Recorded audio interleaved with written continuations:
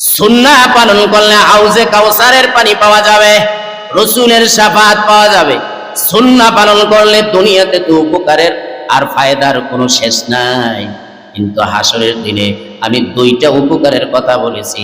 যারা রসুলের সুন্নাত মোতাবেক জিন্দেগিকে সুন্দরভাবে সাজাবে, এরা হাউজে কাউসারের পানি পাবে। 2 নম্বরে সরাসরি রসুলের সুপারিশ পাবে। আর একটা কথা মনে রাখবেন, রসুলের সুপারিশ ছাড়া কেউ আল্লাহর জান্নাতে যেতে পারবে না। ঈদুল আজহা কিভাবে পালন করবেন?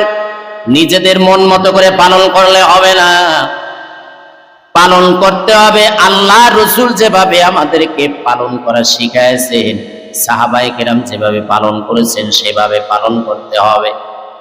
নিজেদের মতো করে সাজসজ্জা করলে, নিজেদের মতো করে ঈদুল আজহার ঈদুল ফিতরে নিজেদের মতো করে আনন্দ উৎসব করলে এটা শরীয়ত সম্মত হবে না। বরং শরীয়ত সম্মত হতে তখনই হবে যখন আমরা রসুল এবং সাহাবায়ে কেরামের আদর্শ ফলো করব।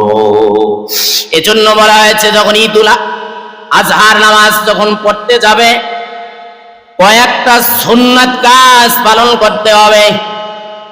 1 নাম্বার, ঈদুল আজহার শবে সাদেক যখন হয়ে যাবে, আল্লাহ রসুল বলেন, খুব আদম থেকে নিয়ে মোহাম্মদ রসুল্লাহ পর্যন্ত সমস্ত নবীদের কাছে এই 4টা জিনিস পছন্দনীয় ছিল। আজকের মুখস্থ করে যান। 1 নাম্বার সুগন্ধি, বলেন 1 নাম্বার সুগন্ধি। সমস্ত নবীদের কাছে এটা পছন্দনীয়। আর দেখেন না, আমরা যত ভালো জায়গায় যাই সুগন্ধি না দিলে জমে না, কথা ঠিক না বেঠিক?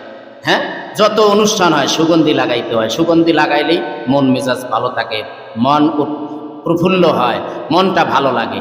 তাহলে সমস্ত নবীদের কাছে পছন্দনীয় 4টা কাজের মধ্যে একটা হলো, 4টা জিনিসের মধ্যে একটা হলো সুগন্ধি ব্যবহার করা। 2 নাম্বার হলো লজ্জাশীলতা, অর্থাৎ লজ্জাশীলতা ছিল নবীদের, এটা একটা পছন্দনীয় আমল। কিন্তু আমাদের সমাজে কি লজ্জাশীলতা আছে? ছেলে মেয়ে, বাবা ভাই ব্রাদার একসাথে আমরা এমন কিছু কার্যকলাপ করি যে লাজ লজ্জার মাথা খেয়ে আমরা নষ্ট করে দিতেছি সব কিছু। লজ্জাশীলতা আজকে উঠে গেছে সমাজে, লজ্জা বলতে কিছু নাই। এমন কিছু কথাবার্তা আমরা বলি, এমন কিছু করি, এমন অশ্লীলতা আমরা দেখি যে লাজ লজ্জা বলতে আমাদের কিচ্ছু নাই।